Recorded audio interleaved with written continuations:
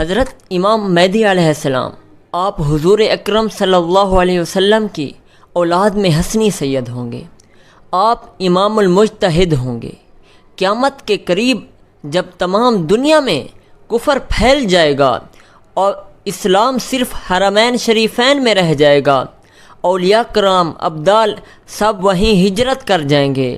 رمضان شریف کا مہینہ ہوگا، ابدال کعبہ بیت اللہ کا طواف کر رہے ہوں گے تو وہاں حضرت امام مہدی علیہ السلام موجود ہوں گے۔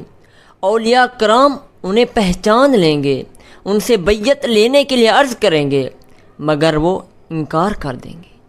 تو غیب سے آواز آئے گی، یہ اللہ کا خلیفہ امام مہدی علیہ السلام ہے، اس کی بات سنو اور اس کا حکم مانو۔ تمام لوگ ان کے ہاتھ پر بیعت لیں گے اور پھر حضرت امام مہدی علیہ السلام سب کو لے کر ملک شام کی طرف ہجرت کریں گے۔